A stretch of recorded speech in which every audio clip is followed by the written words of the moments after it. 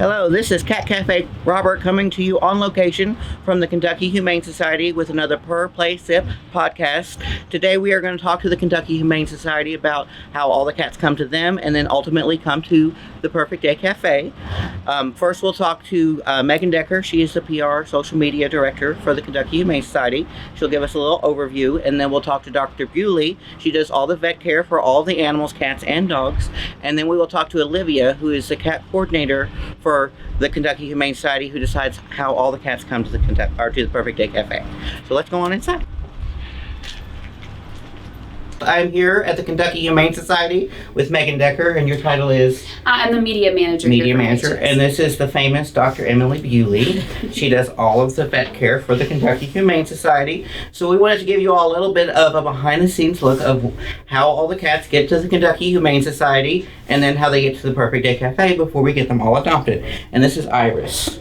And she's precious. Okay, so Megan, tell us a little bit about how all the cats get here. Absolutely. So the Kentucky Humane Society is the largest animal adoption agency in our state, and it's our big goal to get as many cats out of rural shelters around Kentucky as possible, so that we can find them loving homes. Because unfortunately, there are a lot of cats out there, and a lot of our rural people don't have a lot of adopters near them. So we transport them into the Kentucky Humane Society to go into our adoption program, and then they come to the Purrfect Day Cat Cafe. So right now we pull from 65 different Kentucky counties, and that is a part of our actual Love 120 initiative. So that program is basically to make an impact in all 120 Kentucky counties over the next 10 years. So right now we pull from 65, and eventually in time we're going to get to that 120 mark. So basically what we do is we set up and talk to these shelters directly, whether that's through email or through phone, and we ask them if they need any help, if they have an overabundance of cats that they need out of their shelters, and if they do,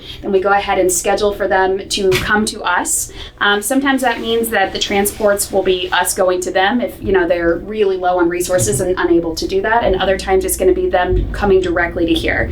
So that's about where probably 60% of all of our animals come from here at the Kentucky Humane Society. And then once they get here, Dr. Bewley, tell me how you take care of all of them before they get adopted.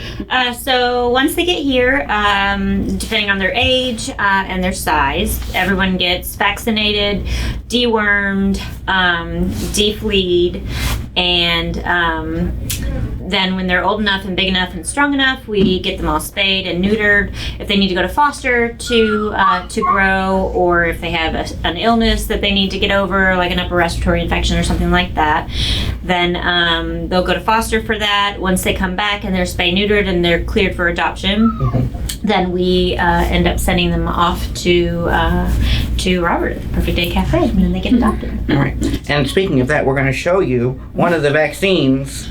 Little Iris is going to get a vaccine. So she just got here. She's about 10 weeks old, and she's a little bit too small for her age, and she wasn't eating in her home. So we are going to get her, probably send her to foster so that she can gain some weight and get healthier. She just got her first vaccine and did very, very, very well. So tell me, so what's that vaccine called? This is a FVRCP. So that stands for feline viral rhinotracheitis, calicivirus, and panleukopenia. Which are the three most common types of upper respiratory infections and illness that cats can get. So they get in a shelter setting, they'll get a vaccine like this every 2 weeks until they are old enough for adoption. And that's because they're around so many other animals. Absolutely, yes. And even though they're adopted from the Cat Cafe and they have had vaccines, if they're not adults, generally they will still need to have more vaccines even after adoption. So that's something, even though they're adopted from PDC and we gave them all the vetting that we could, as they get older, they still need to establish a veterinarian and continue. Absolutely. And the Kentucky Humane Society does offer half off a vet exam at Linden and VCA Animal Hospitals, I believe. Yes. Well, VCA, they have a free visit there. Oh, and yes. Linden over there by East Campus, they also offer 50% off of that vet visit there. So if you don't have a vet already, we give you some options. They also offer you 30 days of pet insurance, which covers illness or injury that happens within those first 30 days. So please do activate that. We beg everyone. Yes. We don't want you to get your cat home and then they get sick and then you have to foot all those bills. That's what that insurance is for. That's why we encourage you to get it. And these cats are around lots of other cats, and I like to tell people it's kind of like taking your child to daycare, especially those first couple of weeks. Your kid in daycare, they're going to get a cold, and they're going to pass things back and forth to one another. So a shelter, for better or worse, is kind of the same type of situation. So we want to keep them as healthy as possible, but there's still sometimes those colds and things like that get passed. So and then the Kentucky Humane Society does come to see the cats every day. They look at them if we think they have the beginnings of an upper respiratory or they have issues with their stools or anything other concerns. They take a look and then they bring them back if they need to be looked at by Dr. Buick.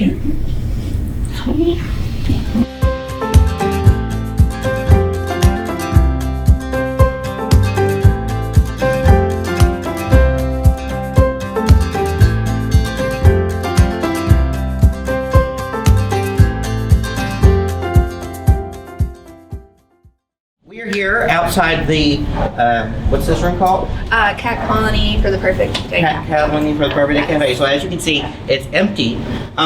We do a lot of adoptions at the Purrfect Day Cafe, so of course they have a hard time keeping our colony full and therefore this colony full. But as you can see, they have a nice little area here for all the cats that are just waiting to come to the Purrfect Day Cafe.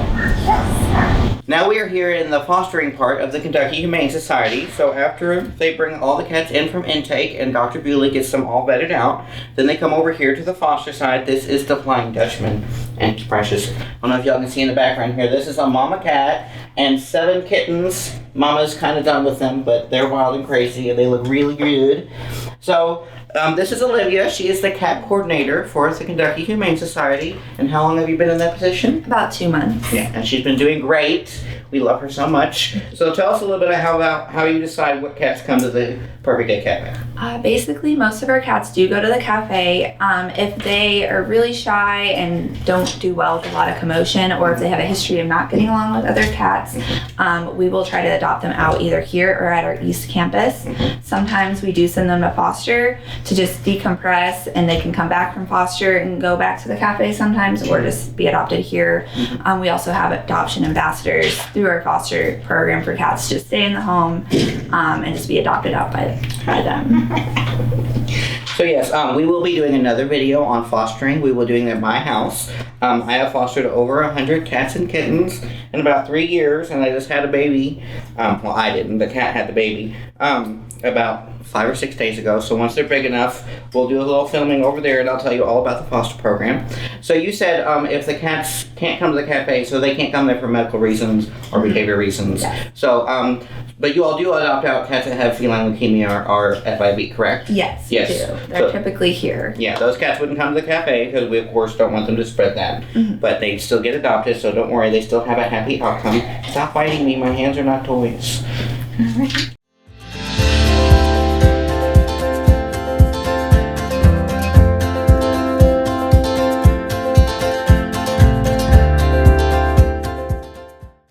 So tell us a little bit about what you all do in the morning. You all come to the Cat Cafe every day, and you check them all for health concerns. Tell us how you all prep to bring all the kitties to the cafe. Okay, it'll either be me or one of our transport team members, and we get their paperwork ready. We take care of them in the morning, feed them, and then we load them up into carriers and we bring them to the cafe along with any supplies that are needed at the cafe. Or if they need additional vaccinations, I'll take those to the cafe as well and vaccinate those cats. Now, what do y'all do if there's a cat that comes in and they don't seem to like people very much and they're kind of mildly feral? What do y'all do with cats like those? It just depends on the cat. Sometimes it's like you can't really get a good feel for them yet here, so we'll send them to a foster home, see how they do, if they're really not opening up, or if they're just kind of really more feral. We have a working cat program here at the Kentucky Humane Society where we actually adopt out barn cats, and they have all their shots and they're all ready to go like any other adoption, but they get to live more of an inside, like indoor-outdoor lifestyle, which fits them better. Yeah, because most of the adoptions we're going to do at the cafe, we're going to encourage you to keep them inside. Yes. The life expectancy for a cat is about double if they stay inside all the time. So, there's lots of dangers for cats outside, not just animals. You know, there's chemicals, and you know, people treat their yards with things, and there's sadly some people that are just not very nice to cats. Yeah. So it's very important that you keep them inside with you and supervised at all times.